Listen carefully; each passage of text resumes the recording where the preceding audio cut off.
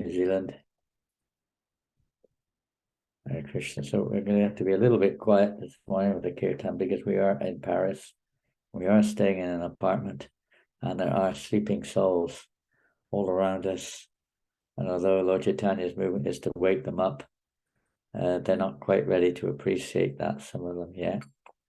At least not in the way of physically being woken up at such an early hour of the morning on Sunday. As you know, in the Western world at least, generally people like to sleep on till late hours of the morning on Sunday. So we're going to be a little bit quiet with the kirtan. You can be as loud as you want, or as loud as you can be. Anyway, Hare Krishna.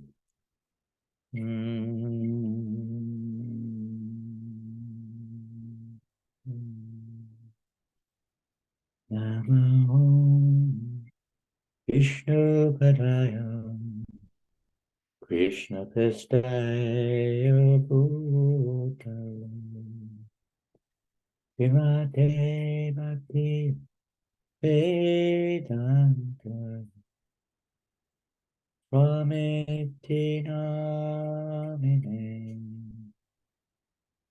Namo Vishnu Padaya Krishna Pistaya Bhutale Srimate Bhaktivedanta Swamiti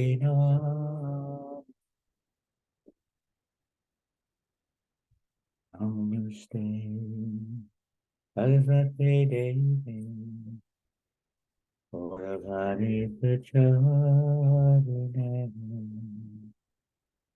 Devasesha Sanyavadi Astyacharishratari Namaste Saraswati Devi Gauravani Pracharine Devasesha Sanyavadi Astyacharishratari Jai Shri Krishna Chaitanya Prabhu Nityananda Shri Advaita Gadadhar Srivasadi Gauravanta Vrinda Shri Krishna Chaitanya Prabhu Nityananda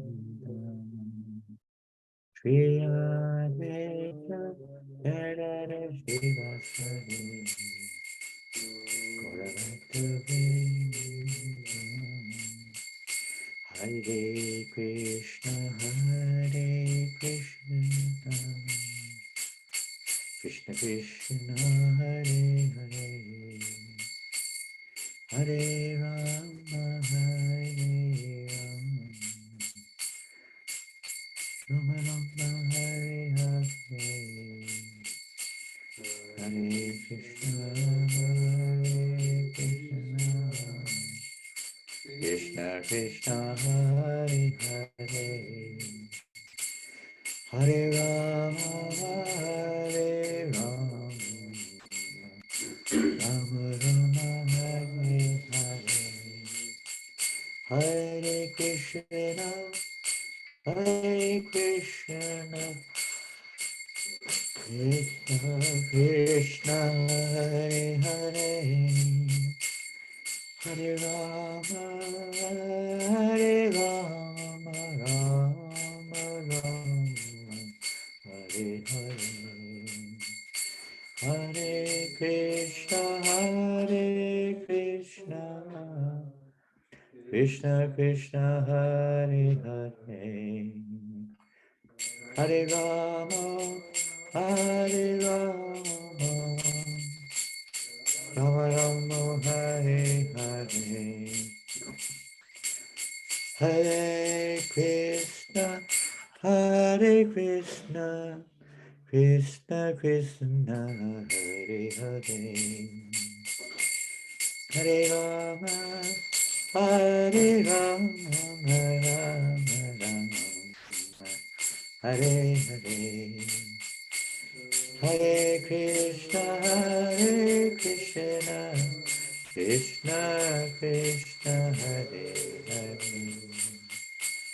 Hare Rama, Hare Rama, Rama Rama, Hare Hare, Hare Krishna, Hare Krishna, Krishna Krishna, Hare Hare, Hare Rama, Hare Rama, Rama Rama, Hare Hare, Hare Krishna, Hare Krishna, Hare Krishna, Hare Hare, Hare Rama, Hare Rama, Rama Rama, Hare Hare, Hare Krishna, Hare Krishna,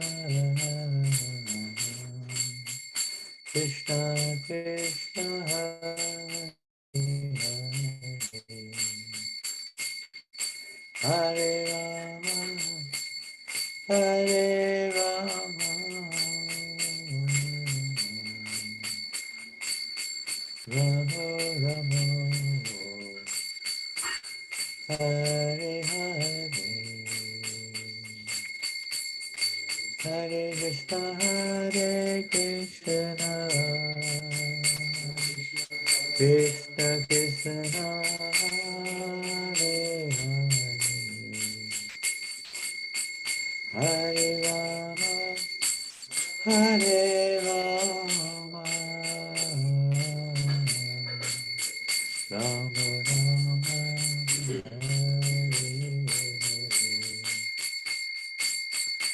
Hare Hare Krishna, Hare Krishna,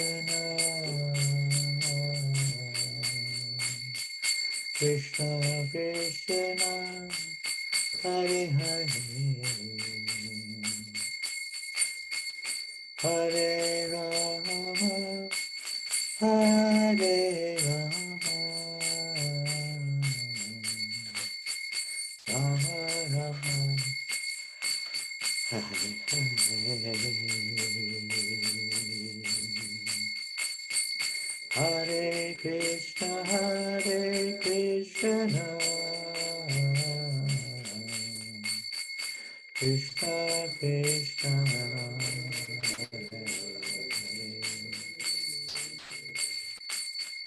Hare Rama, Hare Rama,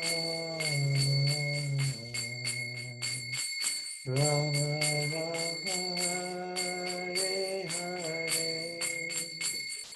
Hare Krishna, Krishna Krishna, Hare Hare, Hare Rama, Hare Rama, Rama Rama, Hare Hare, Hare Krishna, Krishna Krishna, Hare Hare, Hare Rama, Hare Rama, Rama Rama, Hare Hare, Hare Krishna, Krishna Krishna, Hare Hare, Hare Rama, Rama Rama, Hare Hare, Krishna Krishna, Hare Hare, Hare Rama, Hare Krishna, Hare Krishna, Krishna Krishna, Hare Hare, Hare Ram, Hare Ram, Ram Ram, Hare Hare.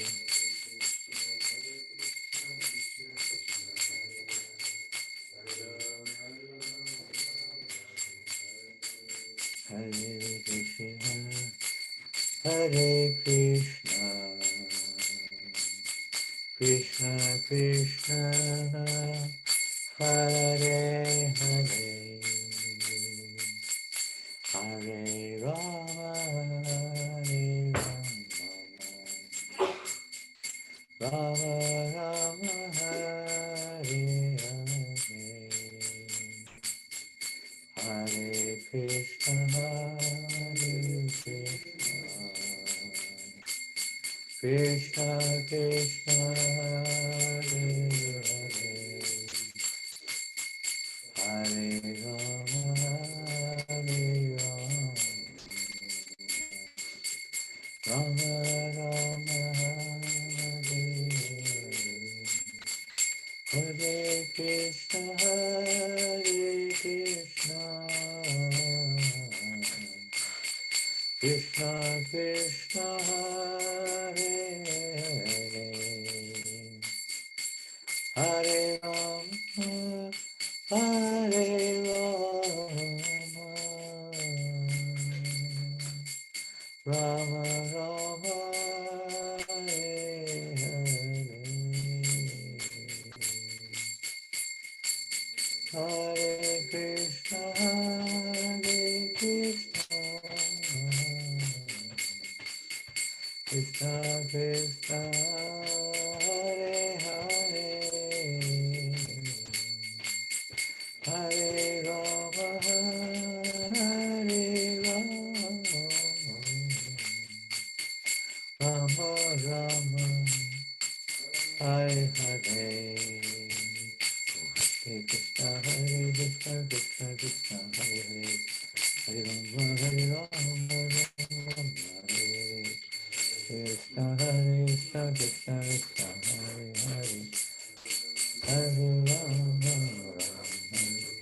Hare Krishna, Hare Krishna, Krishna Krishna, Hare Hare, Hare Rama, Hare Rama, Rama Rama,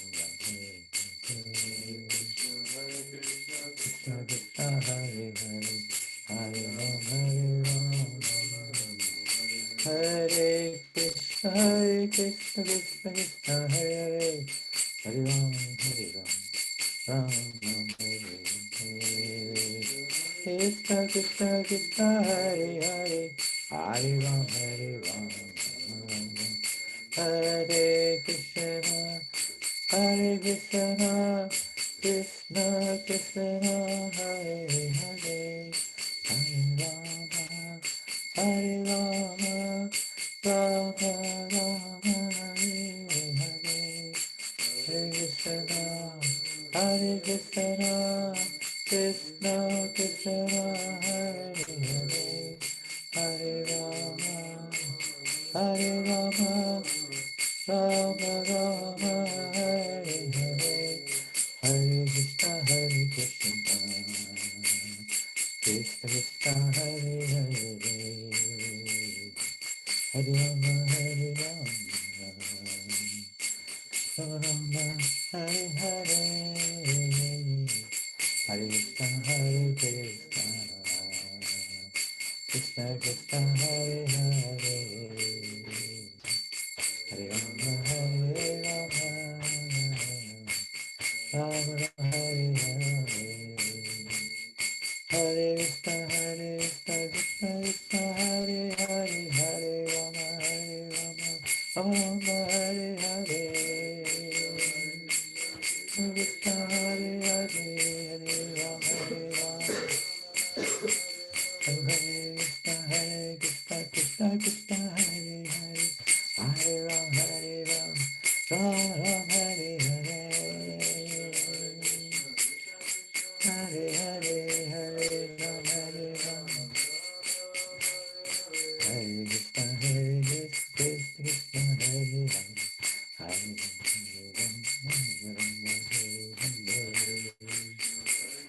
Krishna Krishna, Hare Hare, Hare Ram, Ram Hare Hare. Jaya Radha Madhava Kunja Vihari Radha Madhava Kunja Vihari Gopi Jana Balalapa Girivaradhari Gopi Jana Balalapa Girivaradhari Gopi Jana Balalapa Girivaradhari Gopi Jana Balalapa Girivaradhari Yasodanandana Raja Janananda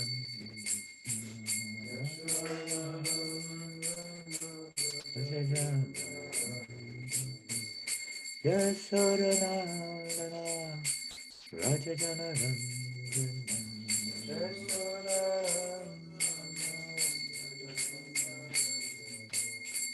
Namo Natira Panachari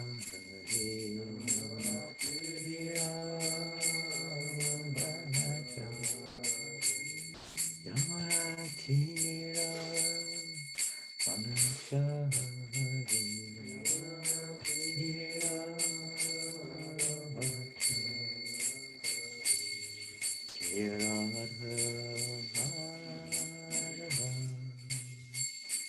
Kunja Vihari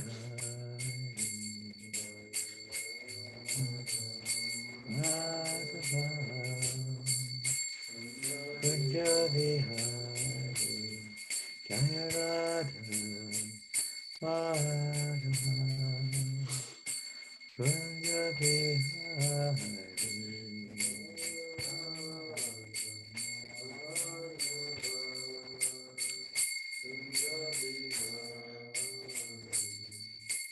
Gopi Jana Balaba Girivaradhari Gopi Jana Balaba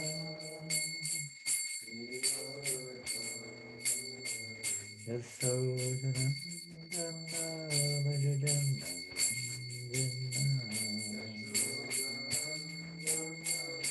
Vajjanandana Yasodananda Rajadanda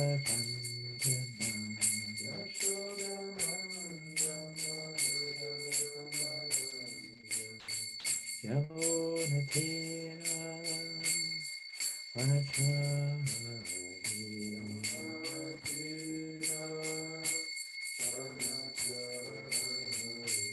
Yamunatira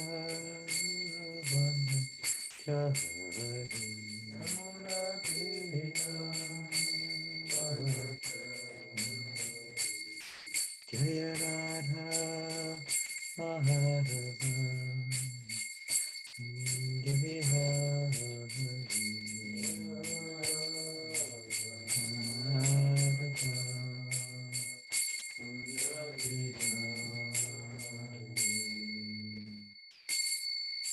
Jai Om Vishnu Pada Paramahamsa Parivrajakacharya Ashtotara Krishna Kesi Bhaktivedanta Swami Prabhupada Ki and to go to Vaishnava Ki Nama Acharya Shahiyasa Thakurji and Sikho Sri Krishna Chaitanya Prabhu Nityananda Shri Advaita Gadadhar Shri Vasadi Gaura Bhaktivinoda Ki Shri Shivada Krishna Gopa Gopinath Shamakunda Radhakunda Giti Govardhan Ki Vrindavan Dham Ki Shri Mayapur Dham Ki Raghunathapuri Dham Ki Ganga Maya Ki Yamuna Maya Ki Vilasi Devaki Bhakti Devaki Samaveta Bhaktivinoda Ki Lord Chaitanya Harinam Sankirtanam Ki Brihat Mudanka Ki Shri Prabhupada Ki Jai Shri Gaunitaya Ki Shri Krishna Balaram Ki Shri Radha Govinda Madhava Ki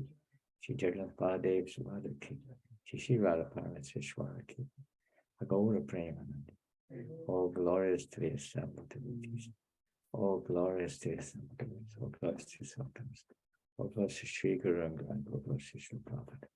Nama Om Vishnu Padaya Krishna Krishnaya Srimate Bhaktivedanta Swami Namaste Sarasvati Devi Gauravani Pracharini Evasatius Constitution Om Jnana Timarandasya Janananda Shalakaya Chakshur Militamyena Tasmai Shri Gurave Namaha Sri Chaitanya Manobishtam Kapitamyena Bhutale Swayam Rupa Vidamayam Dadati Shvabhadatikam Panchakalpatrubhyascha Kripa Sindhivyevacha Patitanam Pavanebhyam Vaishnavebhyam Namo Namo Jaya Sri Krishna Chaitanya Prabhu Nityananda Shri Advaita Gadadhar Shri Vasudeva Gaur Bhaktivinoda Hare Krishna Krishna Krishna Hare Hare Hare Rama Rama Rama Hare Hare.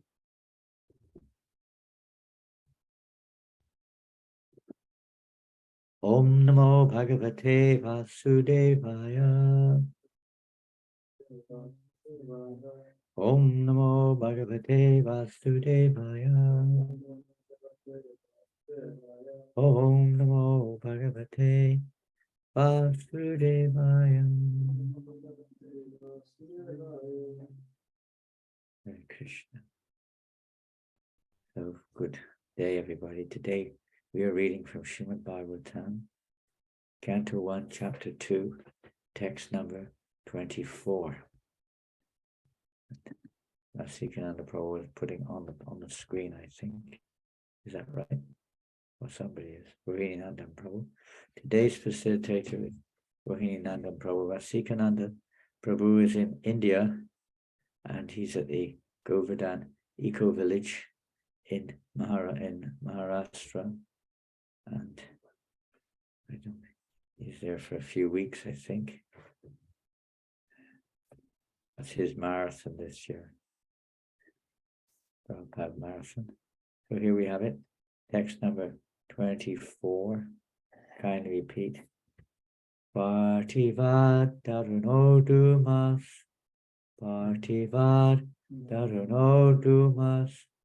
Tasmad agnis trahimayaham. Tasmad agnis trahimayaham. Dhammasastu vajastasmat. Vajastasmat. Sattvam yad brahmadarshanam. Partivat daruno dumas. Tasmad agnis trahimayaham. Dhammasastu vajastasmat. Sattvam yad brahmadarshanam. So we'll just read the word for word there. Partivat, from earth. Darunaha, firewood. Dumaha, smoke. Tasmat, from that. Agnihi, fire. Trai, Vedic sacrifices. Mayaha, made of. Tamasaha, in the mode of ignorance.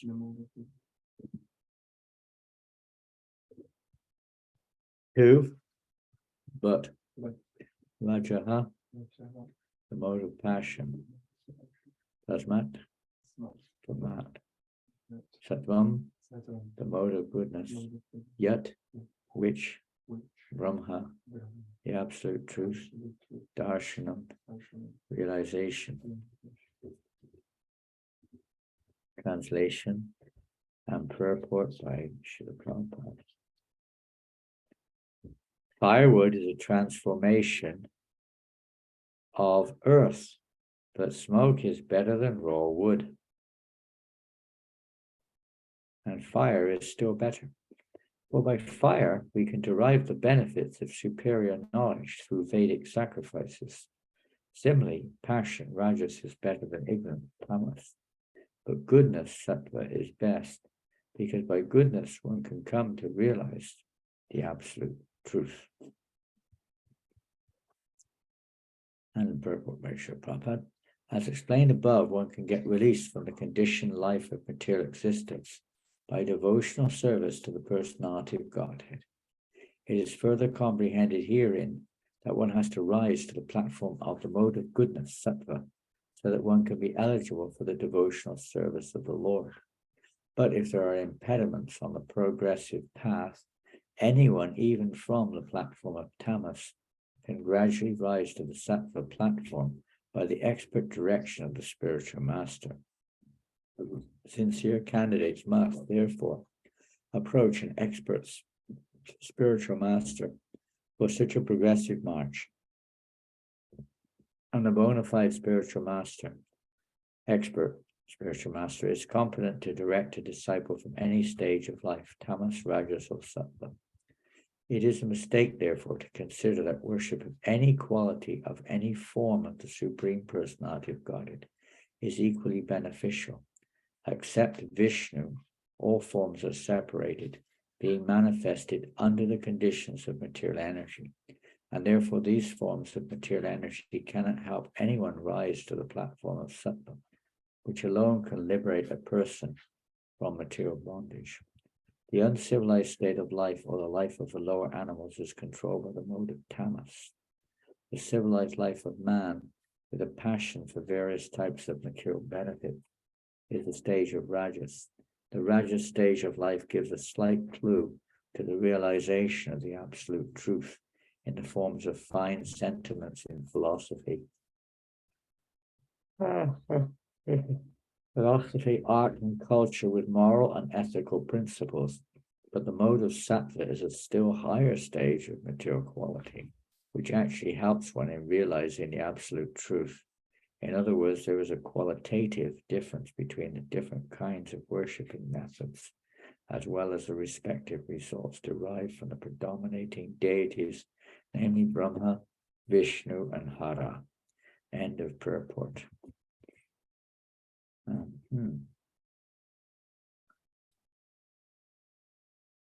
So this interesting verse, firewood is the transformation of earth, but smoke is better than raw firewood, and fire is still better. For by fire we can derive the benefits of superior knowledge through Vedic sacrifices. Similarly, passion, rajas, is better than ignorance, tamas, but goodness, sattva, is best because by goodness one can come to realize the absolute truth. So this verse and the purport can be seen from various angles. We can take it literally. In other words, as the verse describes literally and indicates Vedic sacrifices, you cannot perform Vedic sacrifices with dry wood on its own, neither with smoke, even if the wood is somewhat warming up, it's smoking, it's not burning. The Vedic sacrifice requires blazing fire. Of course, when the wood is very wet, it may smoke a little bit, but it has to be dry in order to be blazing fire. So in our hearts also, this example can be seen. When our hearts are still, you could say, inclined towards the materialistic world, then the blazing fire of devotional service does not fully ignite. In this way, we cannot extinguish the material desires in our heart by pouring water on at the same time as we try to ignite. And it can also be seen when Prabhupada discusses these verses. Sometimes he discusses it from the angle of practicality speaking, that you cannot cook with wood alone. You put your pot on a pile of dry wood, it may be potentially fire, but it's not fire, it's ignited. And you can leave your pot on there for years, it still will not cook. Even smoke will not cook. It may warm it up slightly, but it's not going to cook. You need the blazing fire in order to cook. So from a practical point of view, fire is required. Smoke is not enough. Smoke is not at all enough. But to speak of dry wood or firewood itself, the transformation of earth, everything is a transformation of earth, and all objects are in one way or another a transformation of earth. So that's not enough. You can't cook just by putting the bottom here, because of the sun blazing down, maybe something else, but not just by the earth alone. There has to be fire. The fire element has to be manifested.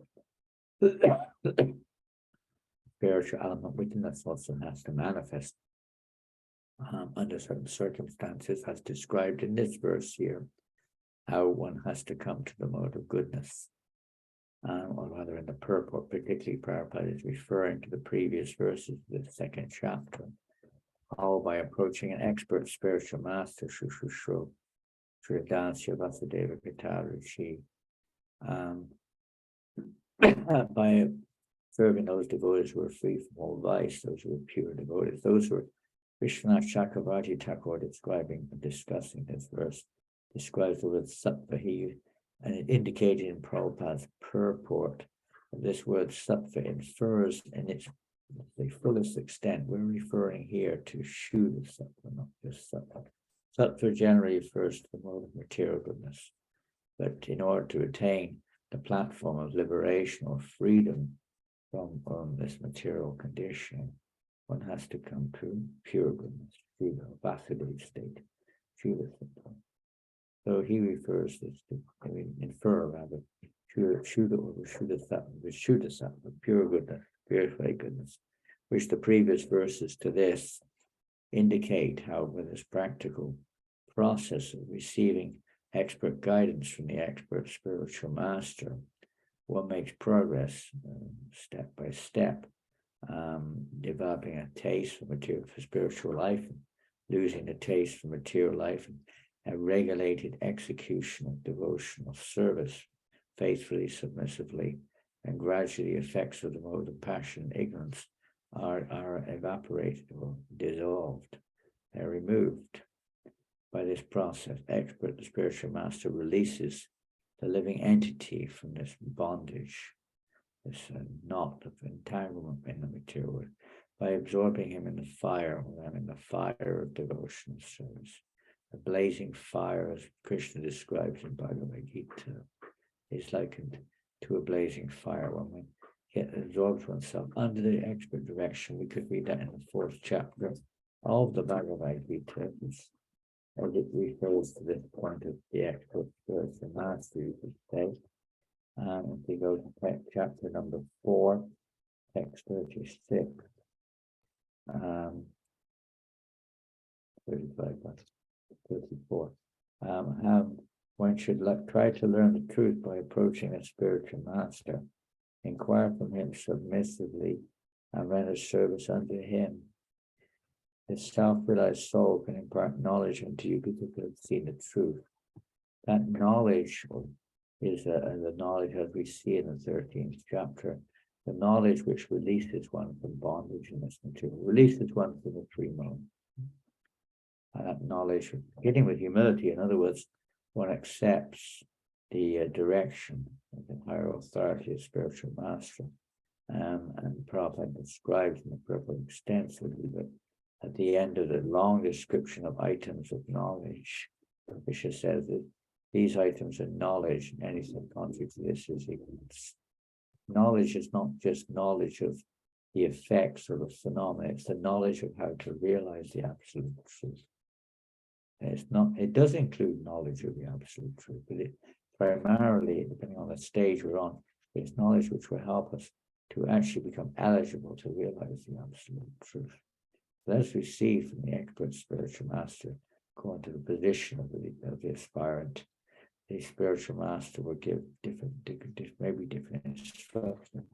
Krishna goes on, having obtained real knowledge from a self-realized soul, you will never fall again into such illusion. For by this knowledge, you will see that all living beings are but part of the Supreme. In other words, that they are mind. For this knowledge, when we get that realization, every living entity is spiritual above the modes of nature. Right in the beginning of Bhagavad Gita, Arjuna was advised by Krishna, Triguna Vishavidin, Striguna Arjuna, rise. The Vedas mainly deal with the three modes. Rise above these, be transcendental to them, Arjuna. Don't become infatuated with the modes of nature, which the whole world is completely captivated by the effects of the mixture of the modes, entangled in various actions and reactions in this world. Even if, Krishna goes on, you were considered to be, in reference to Prabhupada's statement in the purport, to be the most sinful of all sinners, when you are situated in the boat of transcendental knowledge, you will be able to cross over the ocean of misery. In other words, when a devotee,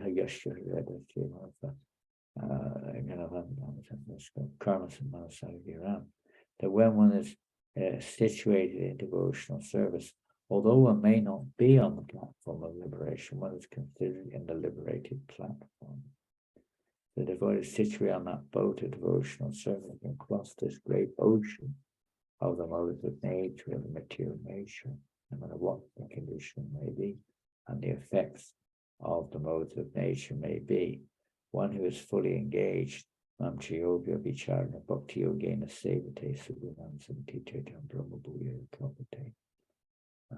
one is thus transcendently situated, fully engaged, one who is fully engaged in devotional service, and is no longer interested or bewildered by the material energy, but fully engaged and can transcend these modes, can be fixed in devotional service. This is a process to be fully engaged under the direction of the expert spiritual master. And then Krishna goes on, as a blazing fire turns firewood to ashes, O Arjuna, so does the fire of knowledge burn to ashes all the reactions of material activity. The reactions to material activities is basically speaking, one is placed under the control of a combination of the modes of nature. Ignorance is the predominating, you could say, influence within this material world. Everyone is in basically ignorance of identity, ignorance of just about every truth you can think of. Some relative truth, maybe awareness is there, but that's, again, very shallow in terms of its overall position. What to speak of spiritual truths or the truths of karma, or the truths of time, etc., very, if any, vague, mostly speculative idea of what is going on. But one who is actually in knowledge can see things as they are. He doesn't have to take help from experimentation or even mundane perception, but with spiritual vision, they can see things as they are. The eyes are spiritualized, and things become clearer. Similarly, you could take this example of the verse itself. When smoke is there, everything is very cloudy. Everything is cloudy. When the blazing fire comes, everything is cleared up. So the mode of ignorance is so dull, there's nothing going on. There's neither perception, nor there is, practically speaking, the perceiver is so dull, they're almost unaware of perception. So that of course is likened. In the purport, Prabhupada doesn't get into it too much, but he does mention that this is generally the lower species of life, in the mode of ignorance. But in another, it's interesting in the Vedic literatures, there's so many examples of three. Krishna is also known as the Lord of Threes. He's the Lord of Threes. And we see this, the Lord of three planetary systems, the three modes of nature, the three primary energies. You can go on and on, the three Purushas. There are so many threes. There are so many. You get the three, Vishnu, Shiva, Brahma. He's the Lord. You get so many threes. The list is very long.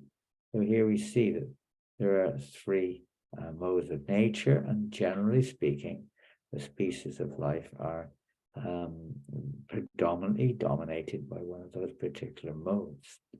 And in a very, very lower species of life are the, not even the animals, basically, totally in ignorance of the non-moving living entities. They have practically no conscious awareness of hardly anything. Very, very, very shallow. Beyond them are the stones, which have even less, rocks. inert living entities. And then the moving living entities, there are some of that at least there's an introduction there of passion, still predominantly ignorant. There's no idea of spiritual existence or anything more than just eating, sleeping, mating, depending, but there's slightly, the mode of passion becomes a little more. Then the mode of human life, or the species of human life, they vary from animalistic to very elevated, but generally speaking, it's more the mode of passion driving them forward in their lives. And they also have a little bit of cognition to maybe think beyond just eating, sleeping, mating, and defending to a higher, perhaps another purpose in life, religiosity being basic foundation of the, say, human life in terms of evolving to a higher level. But still predominantly human beings are in passion, very passionate, trying to enjoy the senses, enjoy the world around one.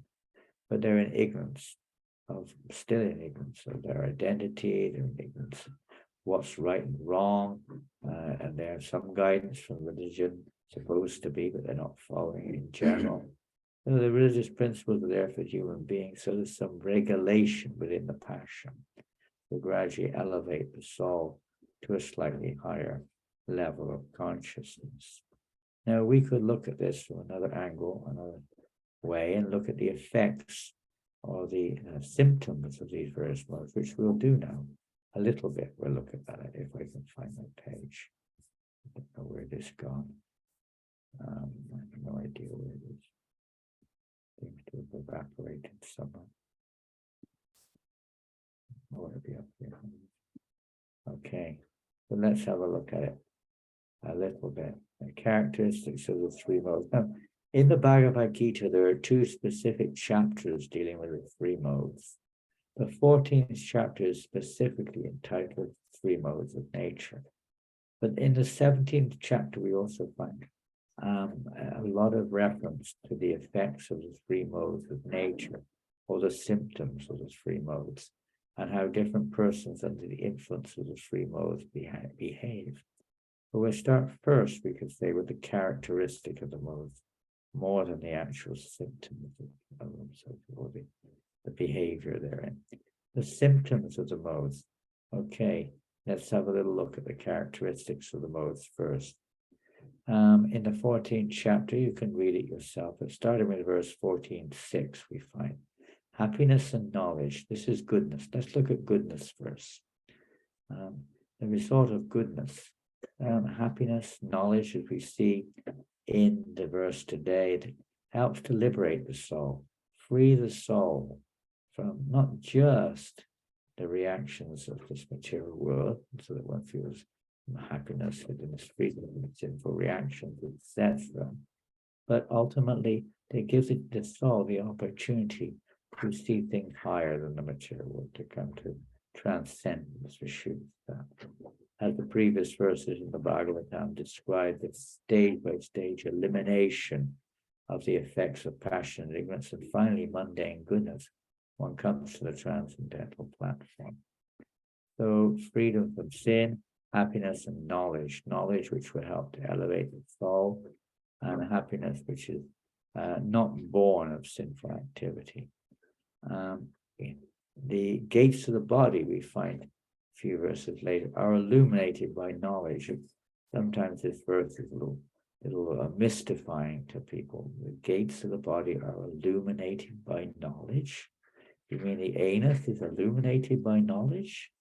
What does it mean? Maybe we can understand the mouth or the ears or some eyes or something. The anus, it's sometimes a little mystifying. What does that mean? When one passes stool, instead of comes out Hare Krishna or something? No, that would be interesting. But no, that's not the meaning. It means that one is, basically speaking, what one thing is easy to understand. One is utilizing the gates of the body in devotional service. And even when it comes to the various organs, whether it's the genital or the anus or whatever it may be, there's no, one's behavior, one's habits are in the mode of goodness. Therefore, one's passing and stool and urine, everything.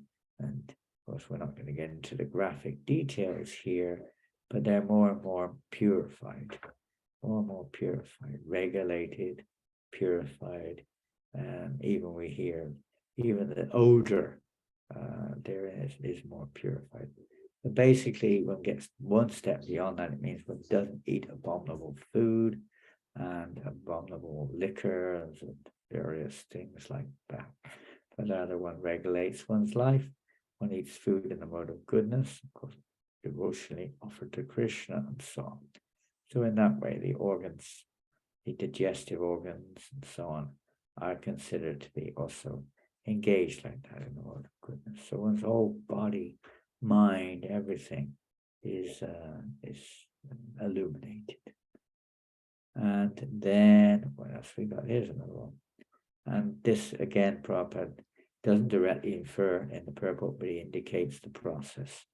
One can attain higher planets of the great sages upon death. One who's in the mode of goodness. So that's the gradual progress of working up to this higher level of goodness. In passion, we see unlimited desires and longings. Unlimited, they never end. Now, we're not referring necessarily to devotional desires, it could also be, depending on the motivation, but unlimited desires, unending. They just come, as Krishna says, like rivers into the ocean, or waves on the ocean. They never stop. They keep flowing, they keep flowing, they keep flowing. You can't stop them. You can transform them, maybe rise above them, whatever, but you can't stop the flow of desires into the heart. Fruitive action, one's always acting to get some returns. People work, study, everything, even play, wants to get some result. Of course, everyone wants to. Naturally, we're fruitive. Naturally, we're looking for pleasure.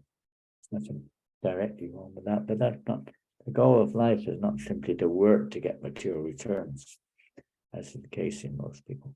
Great attachment, people become intensely attached to everything, from whatever it is, their heirs, to their money, to their family, to their country, to their whatever, sports team, everything.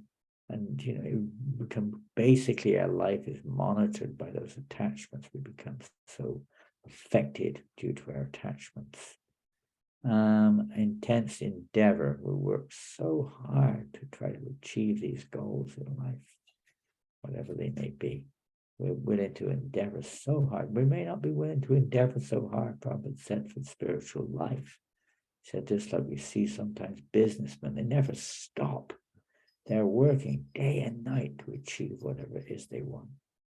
And they said, if we could only have the spirit that they have for mundane things, for Krishna consciousness, we would be rapidly progressing. The uncontrollable desires, the desires of one in the mode of passion, I don't know, maybe they try to control them, but they cannot. But sometimes it's not even a control for them. It's just, that's it, go for it. Uncontrollable desires, they burn, fire, like blazing fire, very hard to control. Or like as Arjuna uses the word, like the raging wind, very hard to control. Raging, constantly hankering for something which we don't have. Modern society has created no end of opportunities, objects to become attached to. And one takes birth amongst fruitive workers upon death and stays in the platform of passion.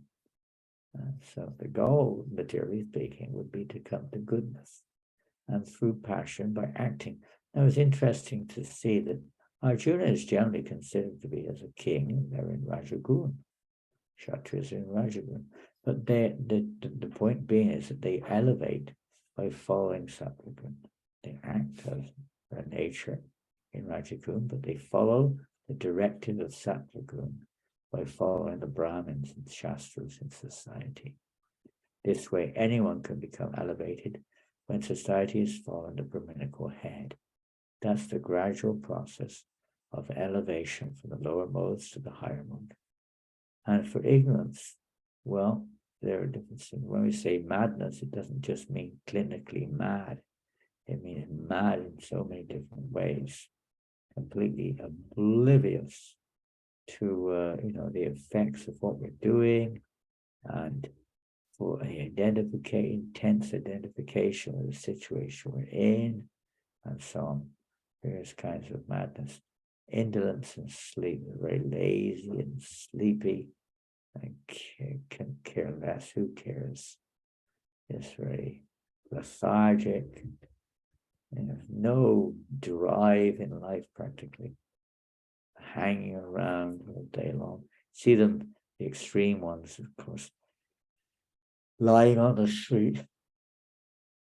Hardly move. They sleep there all day. There are some people with not one little distance from here, but on the other side of the city a little bit there. There's one guy, and there are many of them. There's one guy who used to walk by him every day. He doesn't move. I don't know if he even moves to pass stool and urine. He's covered by boxes and bags and everything and anything. He's just there all the time, day and night. And he got a little cup in front of him for begging, and people sometimes give him things, I think. But it's like, so much in the mode of ignorance, the human species anyway. And sleeping, most of the time he's asleep. Darkness, inertia, madness, and illusion, similar to the previous description.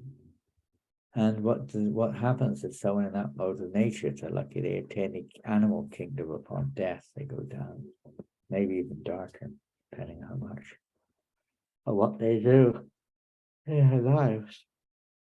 So recognizing the specific modes of nature, pretty important to recognize them. And basically we just more or less, those verses more or less describe that, so you can see by the various characteristics more or less which mode of nature is working. Now bear in mind that when we say, oh, this person's so and so and so and so, this is just the present conditioning of the modes of nature. It's not actually the person. It may be related, of course, to their particular state of consciousness, no doubt, but it's not the person. It's still material. It's still an illusion to say someone is big, someone's knowledgeable in the material world, someone's wise, somebody is beautiful, someone's strong, someone's a man, someone's a woman. These are all, no doubt, different effects of the modes of nature. And one may label a person like that, but they're actually not proper identifications. They're just like the dress in the dramas, and we may give someone a title, but that's not them really. So the whole idea is not just to come to goodness, but one who's in goodness is to rise to the higher level, transcendental mode. By Prabhupada says here, one gets the good fortune to meet an expert spiritual master and take guidance, no matter what mode of nature one's in, one can rise to the transcendental platform above these various modes of nature. That's the goal. And there are symptoms, of course, of one who is also above the modes of nature. That's described also. Krishna asked, Arjuna rather asked that question. Where is that question asked? Forgotten, the 4th or 5th chapter. What are the symptoms of one who is above the modes? No, 2nd chapter he asked that. 2nd chapter. Verse 59. He starts with 59. What's that verse? Vishaya Vinivartan Tenara.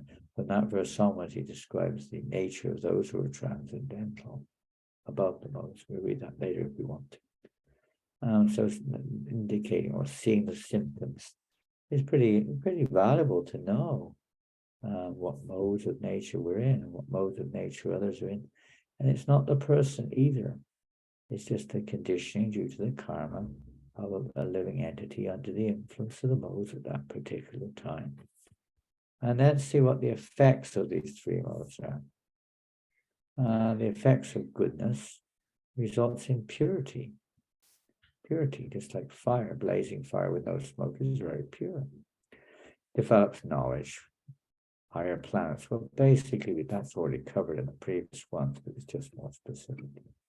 And passion ultimately results in misery. We see Krishna describes the happiness, the various modes of nature have a good mode of goodness sometimes. May start off not so easy, just like you go to college, you have to work hard to get a job or something. You have to perform some austerity for a higher purpose, a little bit of suffering to attain a higher happiness. Whereas those modes of passion, it's eventually they lose it. Maybe very joyful in the beginning, but eventually it becomes miserable because you lose it. That which you're depending on to get your pleasure is lost. So it turns into misery. Those in the mode of goodness is the other way around. In the beginning, it might seem like poison, but in the end, it's like nectar. Whereas those in passion is the other way around. Those in ignorance is misery in the beginning and end. It's just misery altogether. And foolishness stays here.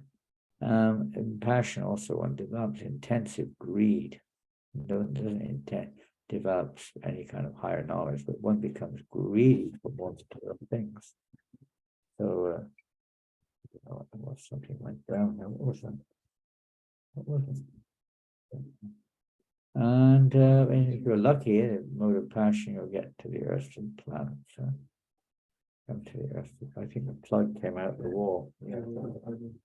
Huh? I don't know. I think we've got enough battery. Yeah, we're fine. It attains the earthly planets. So higher planets, for goodness, earthly planets. And for those in ignorance, it's pretty simple. Develops foolishness, madness, and illusion again. It just becomes completely dark. You try to approach somebody in ignorance of Krishna consciousness, it's like talking to a brick wall. It just doesn't click. They don't even notice it. They walk by like an animal practically. Those in passion might come a little bit closer. They might like the dancing and singing and whatever, something they may like. Those in goodness will sincerely inquire and be ready to take it on. They want it.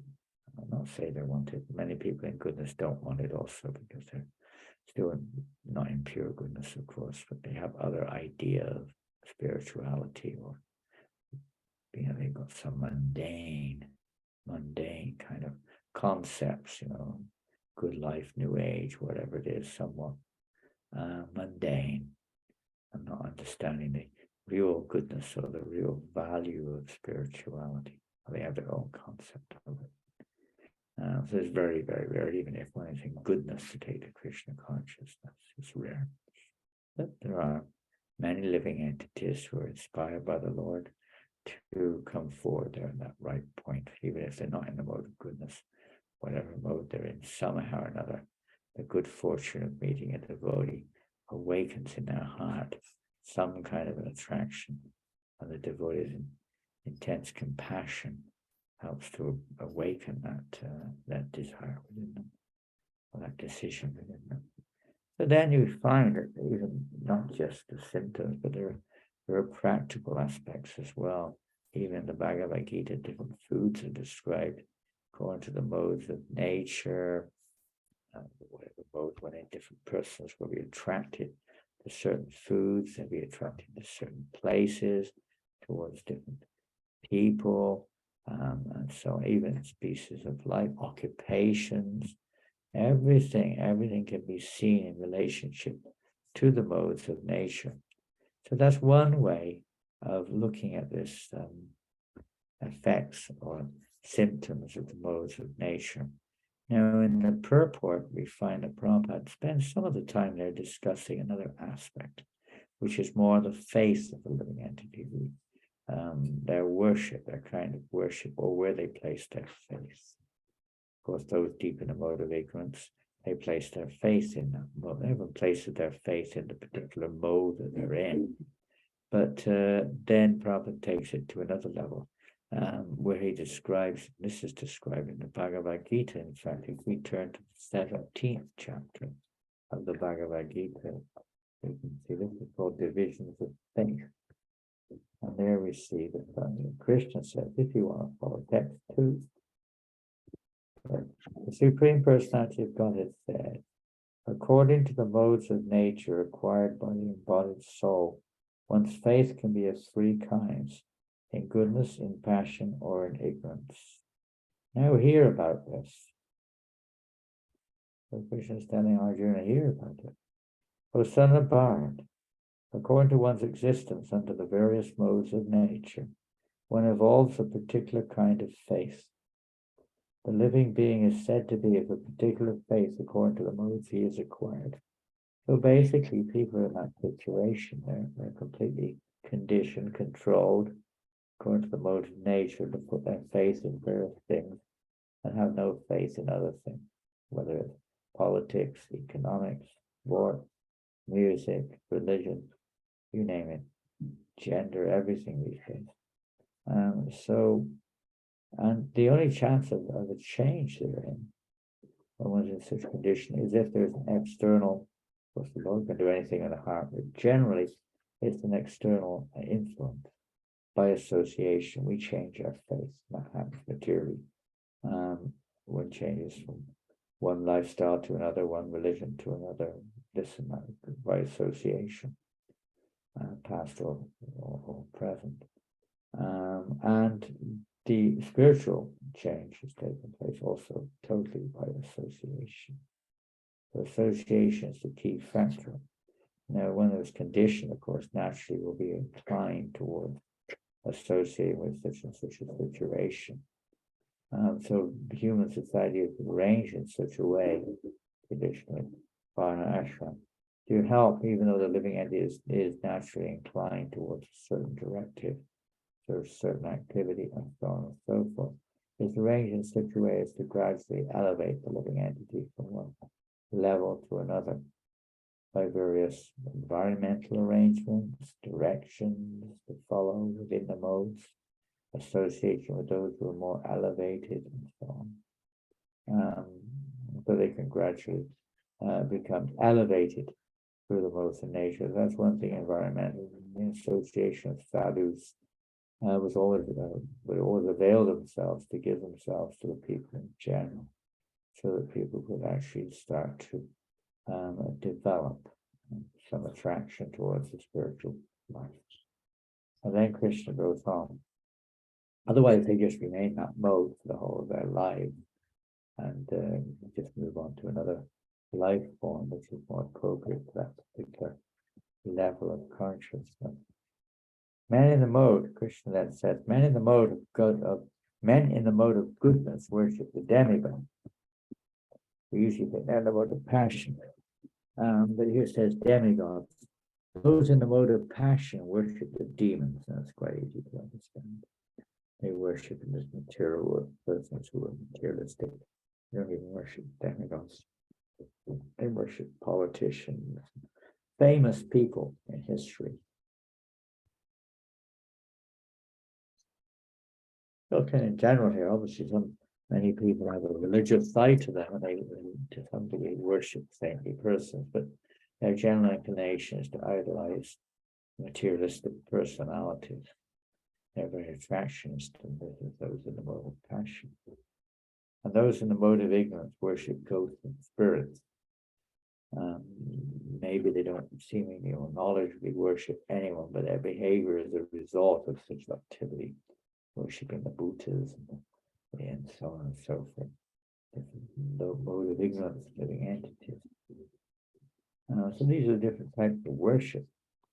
Those who undergo, so then Krishna goes on to explain different types of austerities and penances and the various modes of nature, different living entities are attracted to certain types of activity indicative of their position with the modes of nature, and goes on.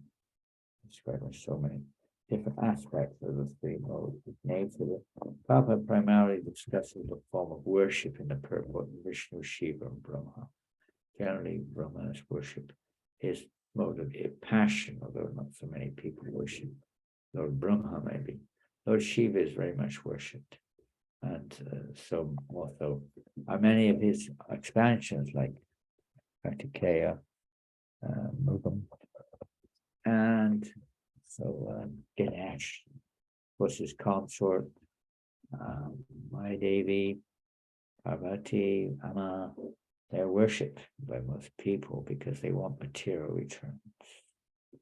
That type of worship will not release the living entity from the modes of nature. It's very smoky. it will continue. We will continue in the haze or the smoke of this material world, even if it is on a higher planet, enjoying it more delightfully. We're still in ignorance. We're still covered by falsity. We're still the clouds, you could say. So they may worship demigods, various kinds, but the worship of Lord Vishnu is not the same. The worship of Mukunda, the giver of liberation, by worshiping Kama Sava Kama, Moksha Kama Udapi Tibena Bhakti. Those who are recommended to everyone, no matter who they are, whatever mode we're in, whatever our philosophy is, we should worship the Supreme Personality of Godhead. Of course, it doesn't mean that's going to immediately show transcendental effect. We're worshiping always to have material motivation, so it takes time. But by placing one's faith in Krishna or Vishnu, one can become purified and gradually give up, as we see someone like Dhruva Maharaj, who initially had great material ambitions when he approached Vishnu. But as he practiced the process of worshipping Lord Vishnu, he became freed of material motivation. And eventually he had no material motivation. He just wanted to engage in serving the Lord. He got the darshan of the Lord. Good result of worshipping Lord Vishnu. Of course, it was offensive in that worship, that's something else. Consciously offensive. But this is the process, and those who worship the demigods, they almost invariably ask anyone, why are you worshiping? Invariably for material returns, for some material fruitive result.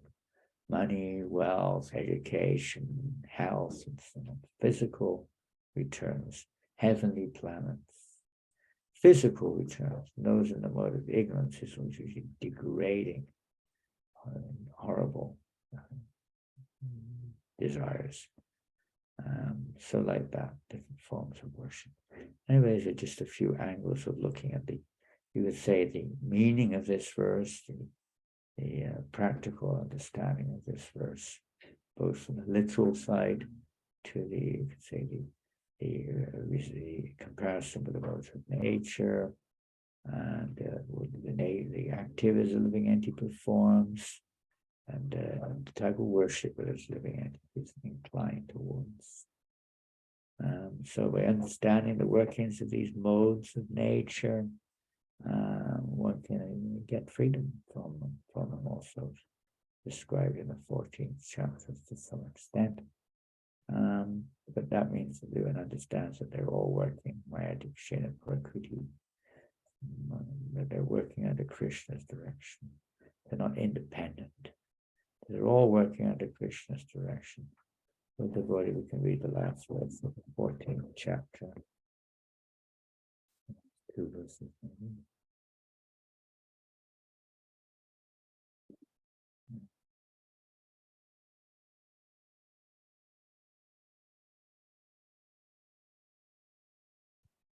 One who engages, and we read that, one who engages in full devotional service in all circumstances that one transcends the modes of material nature and comes to the level of Brahman, it says, I am the basis of the impersonal Brahman, which is a more immortal, imperishable, and eternal, the spiritual platform.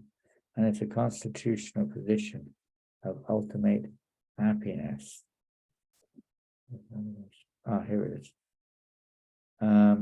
If we go back in the 14th chapter to text 19, when one properly sees that in all activities no other performer is at work other than the modes of nature, and he knows the Supreme Lord who is transcendental to all these modes, he attains my spiritual nature. So this knowledge of seeing that everything you see in this world is a result of the modes of nature. It's the modes of nature working, not with a witness. Of course, our desire is related to, and our interaction with the modes of nature in the past is resulting in our present. But still, it's the modes of nature working. And it's not the living entity as such. So when we get upset and this and that with our living entity, they're under a particular mode of nature which is not compatible to our mode of nature.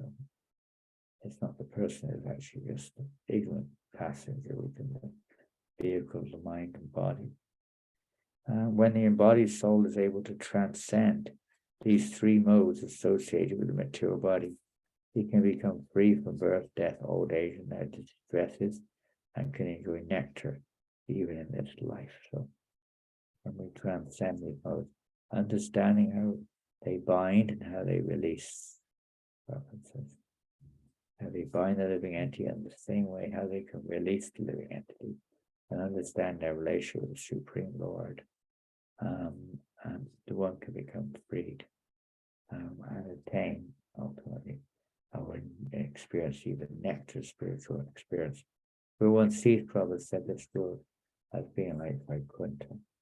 One experiences happiness even within this apparent world. Heavy step. They're going to finish there. We're getting ready now for the Prabhupada Book Marathon. Well, one of the reasons we're in Paris. I hope that many of you around the world are also hoping to participate in this annual event since the early 70s. In all ISKCON temples, I don't say that that's the case now, I don't know, but it was, and there weren't so many ISKCON temples in those days.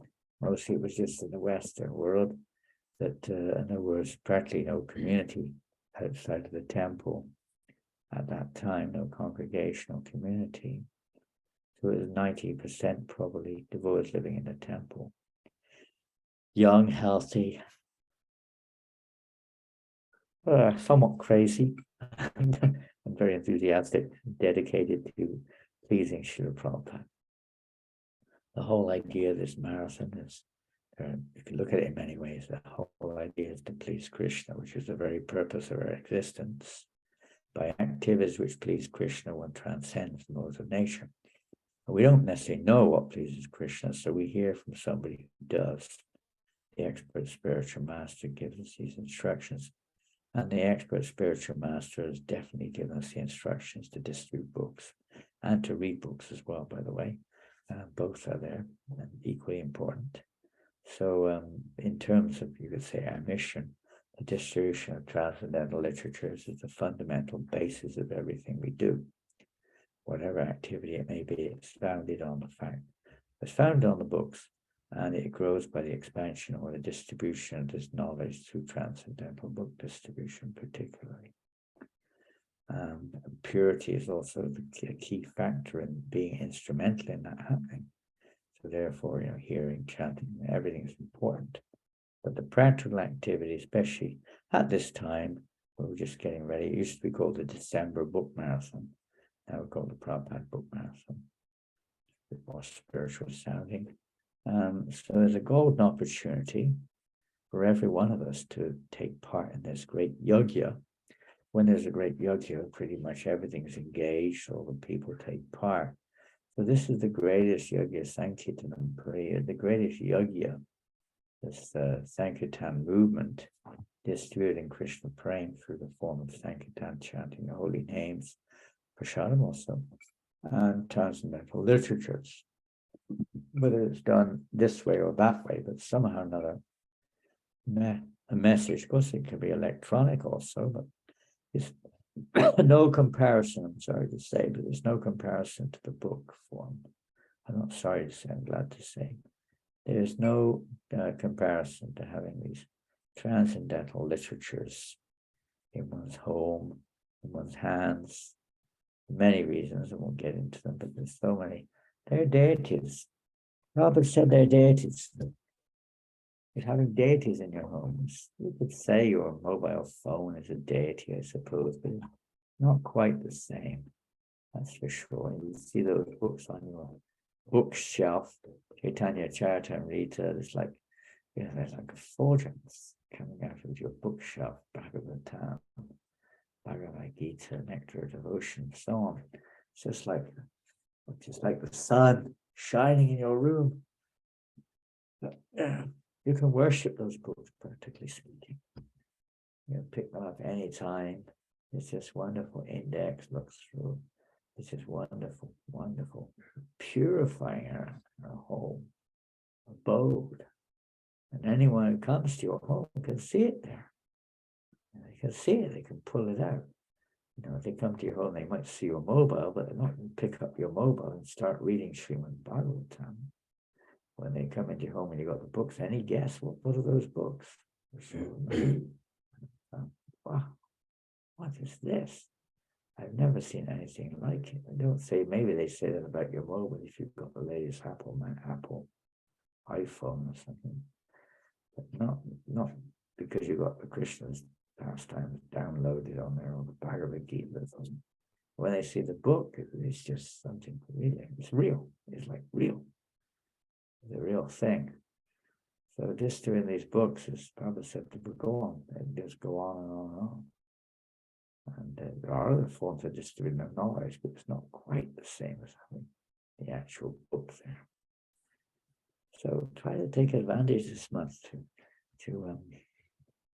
put aside some time for distributing, or some way. Think of some way to distribute books. You may not be inclined or able to go on the street or door to door or whatever it may be, but at least we can think of some way of sharing these books of Srila Prabhupada with others. Friends, gifts, mail, whatever, somewhere. See if we can all practice of it. It's a family business. There's a beautiful book by Sheshika Prabhu called Our Family Business. I recommend everyone to get it. It's called Our Family Business. I think it's available probably in your local temple. If it's not available, ask me. I've got plenty of copies.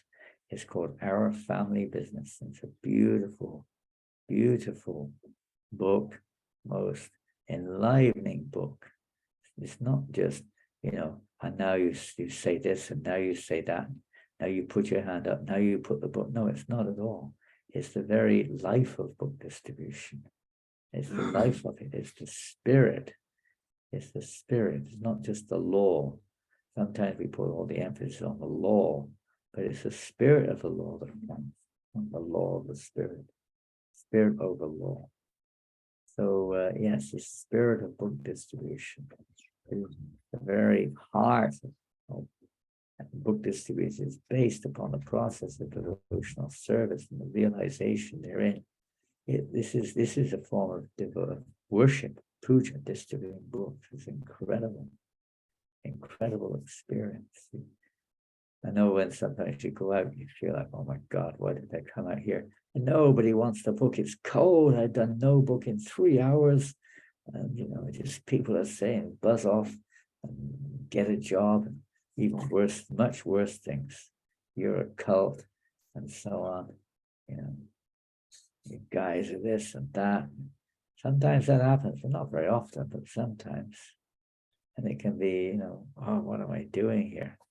And take association of those who are a little bit more, say, accustomed, more fixed in Sankirtan.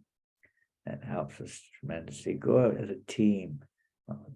Many of us going out together. It's fun. It's exciting. Have your Saturday weekend warriors or Saturday Sankirtan festival or something. Get out there, distribute the books, chant Hare Krishna at the same time. It helps, by the way. Have prasadam with you to give out. Make it a festival. This way it becomes not just, I didn't get it. That's part of passion. We want the result. We want the result. You could say, I wanted to see books for Krishna's pleasure. But the Krishna says not attached to have results. Success or failure, we're attached to the service.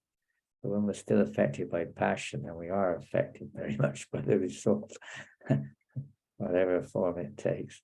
But don't become disheartened. Be a team. We go as a team. Try to engage, involve others in devotional service. It's fun. It's great fun. Okay, well, I'm going to knock off there because we do have a few things to do today. If there are any questions, please feel free to ask.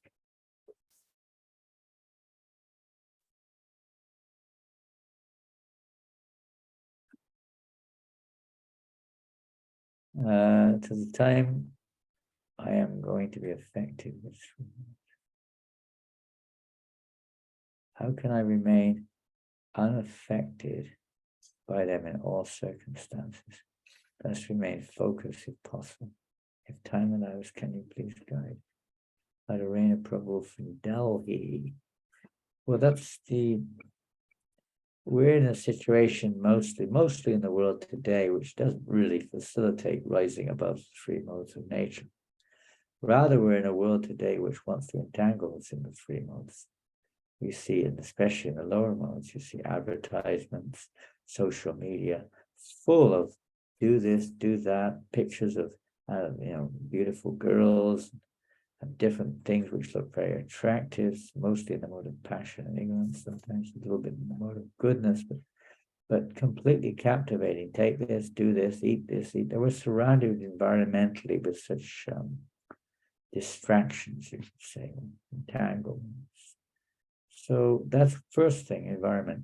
Try to surround yourself as much as you can. Obviously, if you're working, studying, and doing things of that nature, then the situation may not be so easy, you could say, for that. But at least when the opportunity is there, instead of having pictures of mundane pictures, instead of going on to mundane social media, go on some transcendental pictures. Make one's home, make a room like a spiritual room, like a temple, and when on social media, for instance, try to go to positivity, not negativity, that which is favorable for developing our attraction to Krishna. There are, I'm sure, many places where that is favorable. Don't waste your time on those which are basically just social. We need to do a certain amount of that. Basically, those which will really help us to surrender to Krishna, to develop our love of Krishna. So it's on one side, environmental association, try to associate with devotees who are more serious about Krishna consciousness, who don't waste their time in frivolous talk. Coming from India, I know a lot of devotees are conditioned by cricket, for instance, and in the Western world by soccer. These are, what can you say? They coat our conscience. They bring smoke. It becomes smoky, and we can't see things clearly. So that's one thing. Try to make a clear or pure environment in one's life. And on the other side, the positive side, mantra yoga, vicharana, one tries to keep it engaged. Now, different devotees will be in different positions, and many of us are probably working outside. So we try to see, as this verse today is dealing with the modes of nature, we try to see everything in relationship with the modes of nature under Krishna's direction, how people are controlled by the modes of nature, how the various modes of nature are working in various ways in our environment, and so on and so forth, and how everything is ultimately Krishna's energies at work here. So we try to do that, be conscious of that situation, be conscious that everything is in fact the spiritual energy of the Lord in one sense. At least be conscious of its relationship with Krishna. And on the other side, on three sides, this is an interesting situation. Normally we say two sides, but this has three sides. So on the other side is our spiritual practices. If you focus on your spiritual practices, many times our chanting of japa is best passionate, often ignorance. We're not even sure if we chant in our rounds or if we're even chanting, or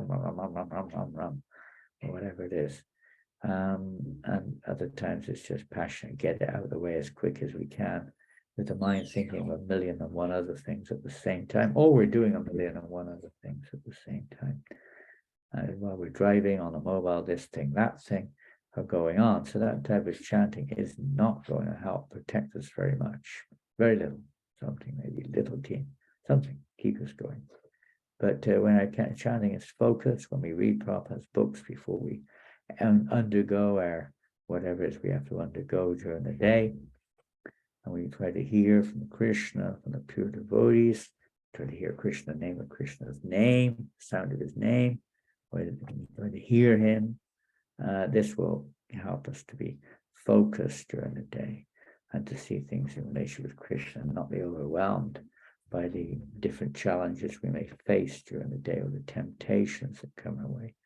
So good sadhana, good hearing and chanting, make your environment as favorable as possible. Avoid negativity within our lives as much as we can. Can't totally over. Seeing everything in relationship with Krishna. Prayer.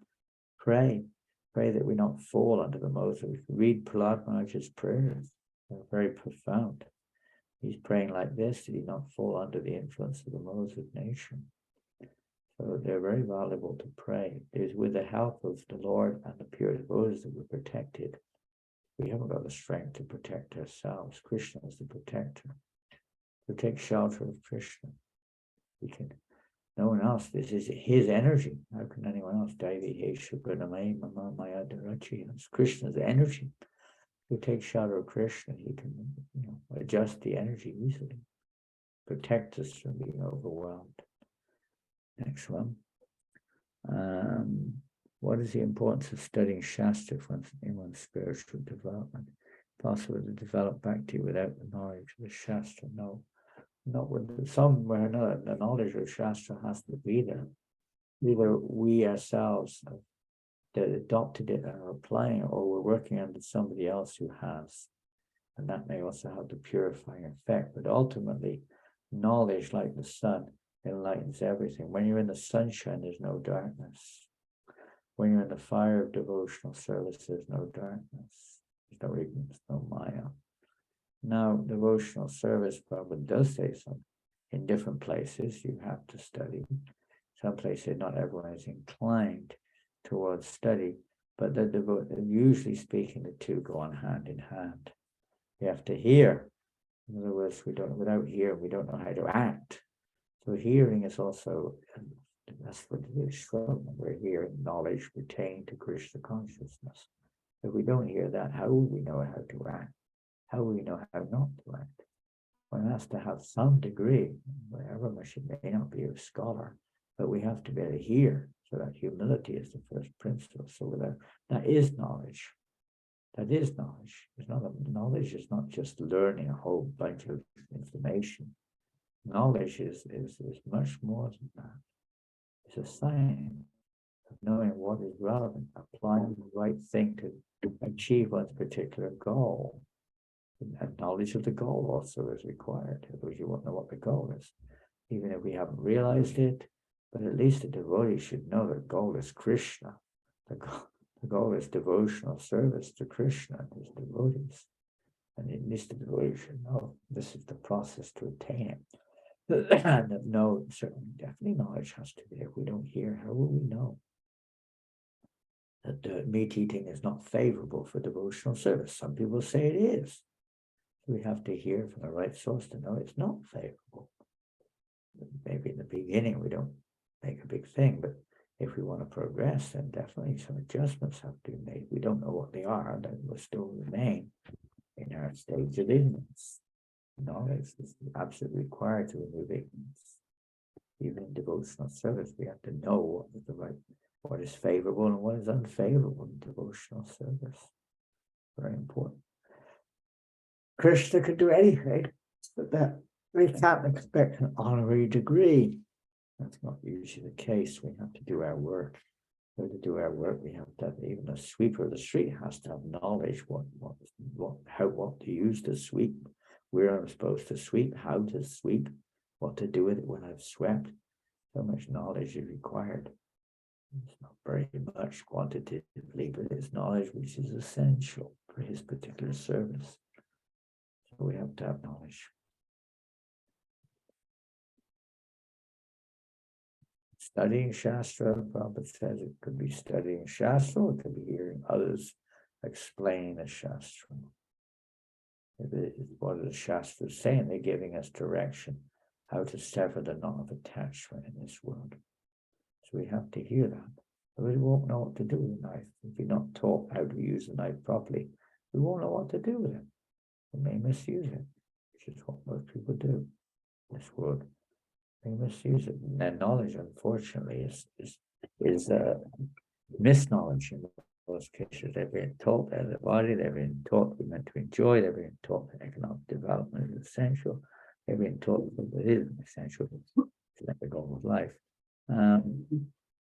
They've been taught imperfect knowledge, so-called knowledge, but it's imperfect.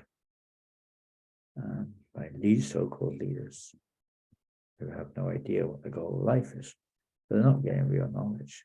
The real knowledge is essential to clear up the doubts. It illuminates everything. So real knowledge is very, very important. And that comes either studying the Shastra or hearing the conclusion, whatever it is from those around us we have faith in. And I think that's it. Okay, we're finished there today. Thank you all very, very much this morning or afternoon or evening, night, whatever it is. Have a little kirtan and Hari Bol.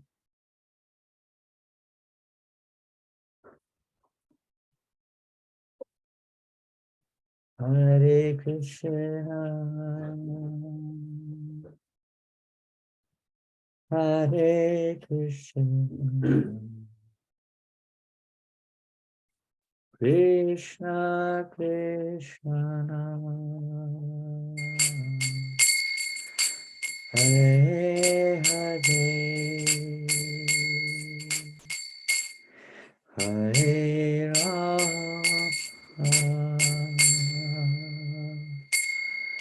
Hare Rama,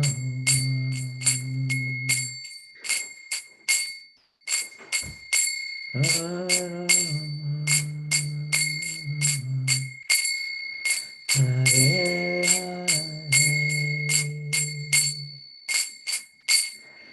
Hare Krishna, Hare Krishna, Krishna Krishna,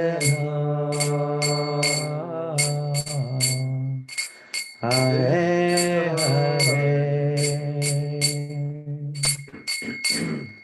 Hare Rama, Hare Rama, Rama Rama,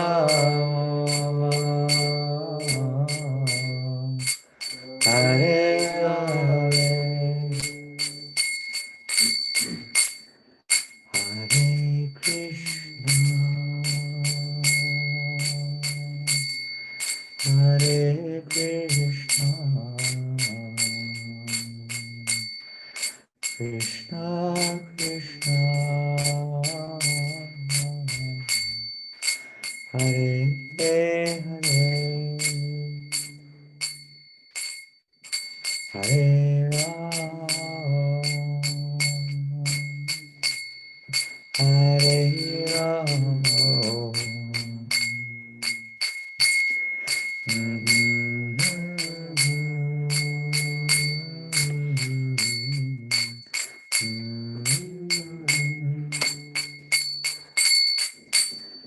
Hare Krishna, Hare Krishna, Krishna Krishna, Hare Hare, Hare Rama, Hare Rama, Rama Hare Hare, Hare Krishna, Hare Krishna, Krishna Krishna, Hare Hare, Hare Rama, Hare Rama,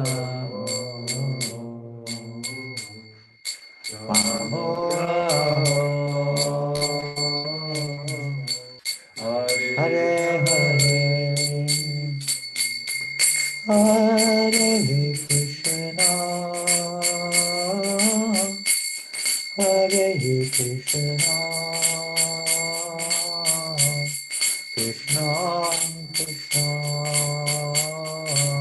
Krishna, Hare Hare, Hare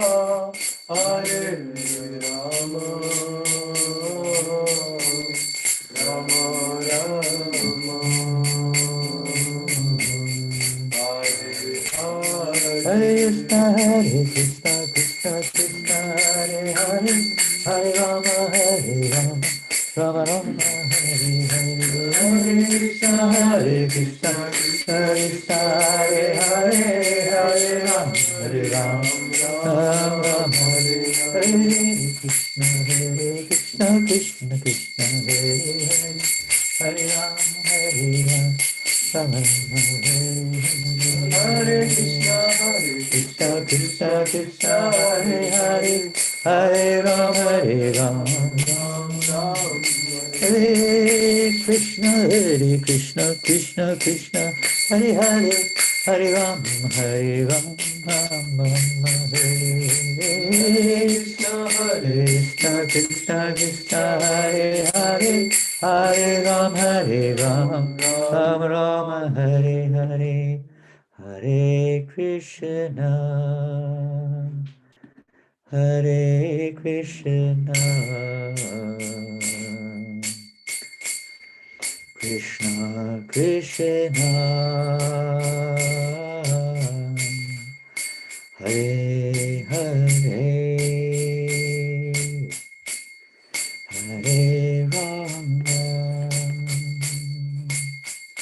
Hare Rama, Hare Rama,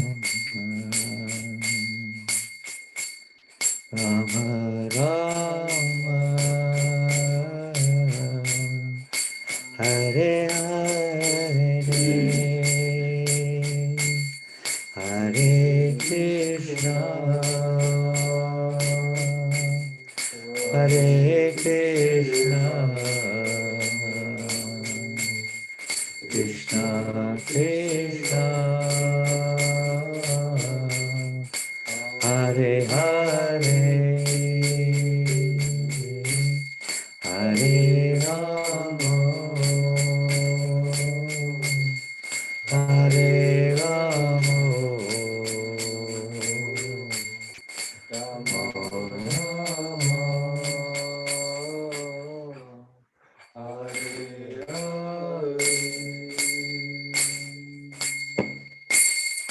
Gaur Premanandi Shri Prabhupada Ki Jai, Srimad Bhagavatam Ki Jai. All glorious to all the assembled devotees.